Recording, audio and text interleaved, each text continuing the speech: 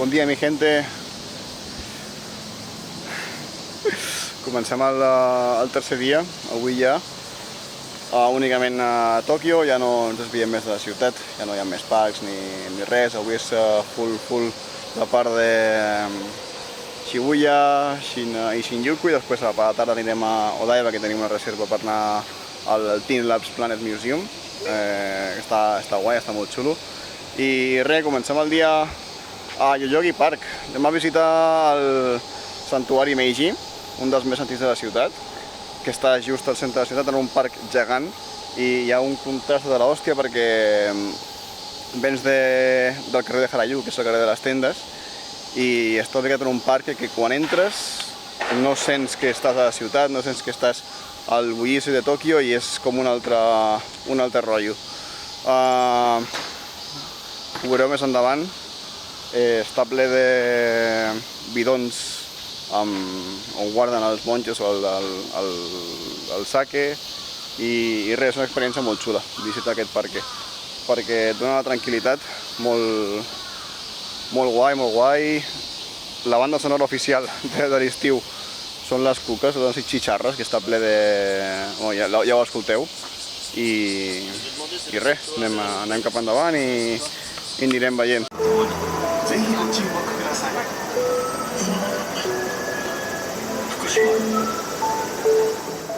Ja m'agrada el que us deia d'abans, el tema del sake. Aquests bidons i aquests d'aquí també darrere, els guarden aquí. Bueno, ara estan fets també una mica, no? Hi ha molta gent que es para a fer fotos. És també com un punt turístic que et pots trobar al parc. I res, impressiona, no? Perquè clar, està xulo, ho veus tot per fora, ho veus com amb missatges escrits, que òbviament no sabem què significa, no sé si és alguna pregària o informació d'alguna cosa o anuncis, que a vegades també ho fan servir per això. I bueno, està guai. S'està bé el parc, si fa sombreta i tal, i corre una mica el vent, s'agraeix bastant perquè és un ventecillo fresquito, no és un vent que et doni molta calor.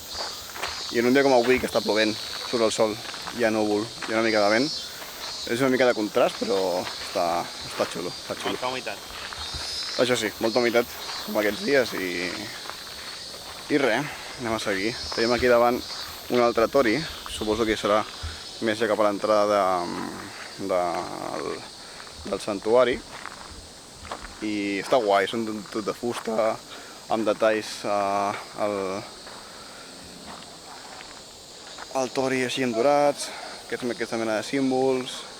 Està molt xulo.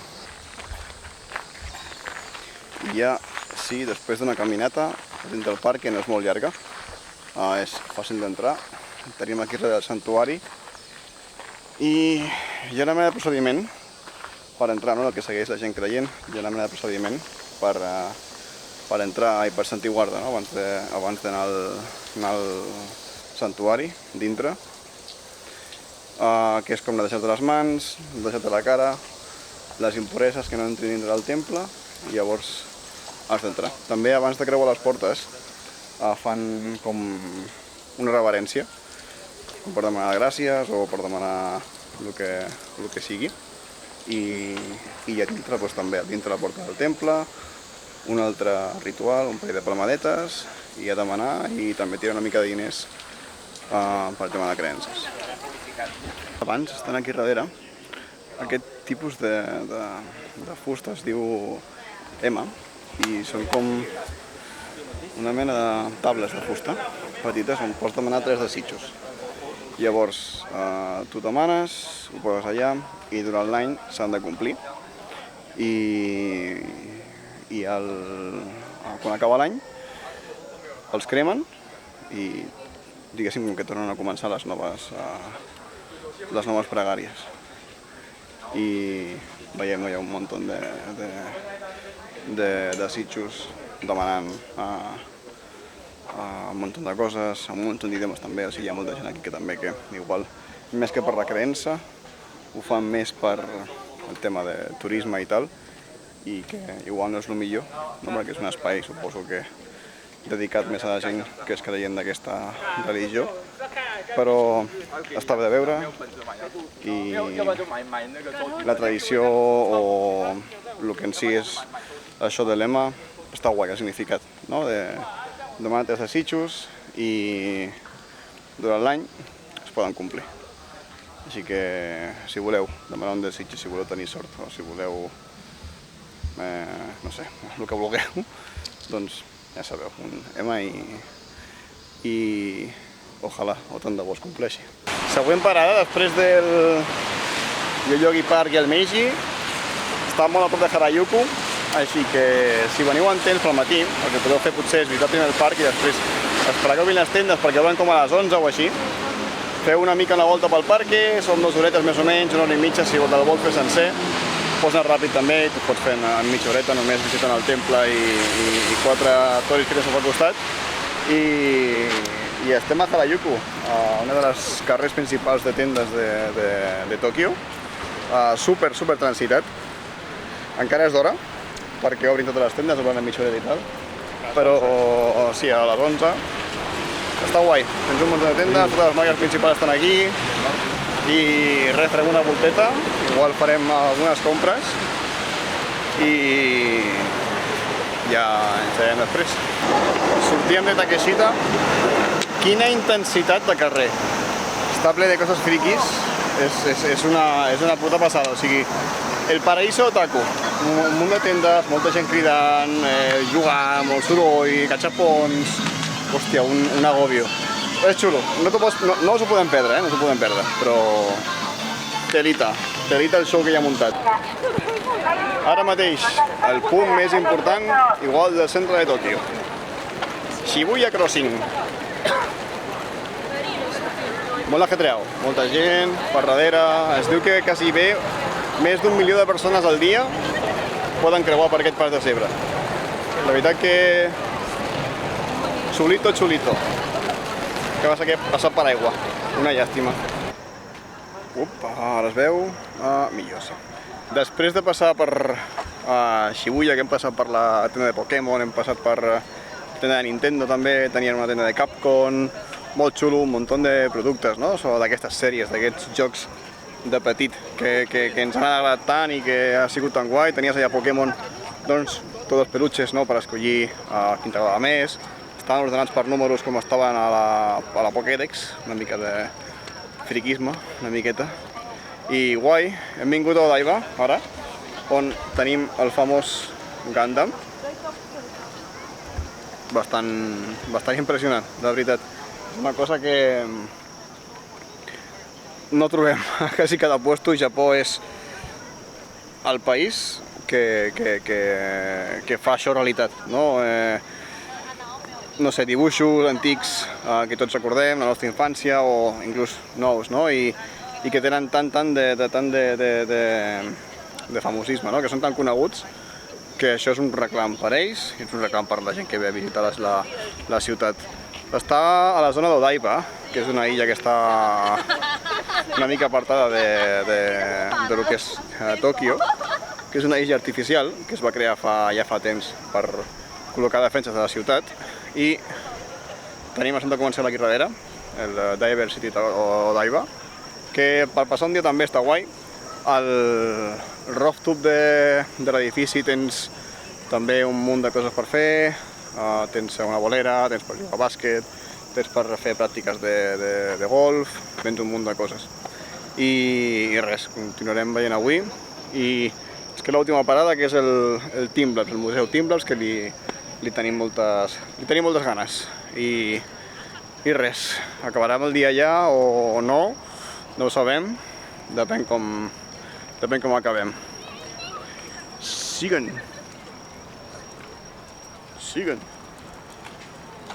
Papu.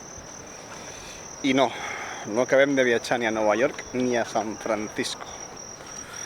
Aquí, aquesta part d'Odaiba, tenen a la vora del riu una rèplica de l'Estatua de la Llibertat i un pont que és el Rainbow Bridge, que igual el coneixeu per la pel·lícula de Fast and Furious, igual que el cruce de Shibuya, que es veu aquí darrere, que s'assembla una mica, no?, al Brooklyn o al pont de San Francisco, el Golden Gate, I bueno, un atractiu més, que hi ha a part hi ha una vista molt guai de l'Skyline de la ciutat, així que ja per complimentar la visita a la illa, que millor acabar aquí el dia, no? Veient el Skyline de Tòquio i és un punt bastant tranquil.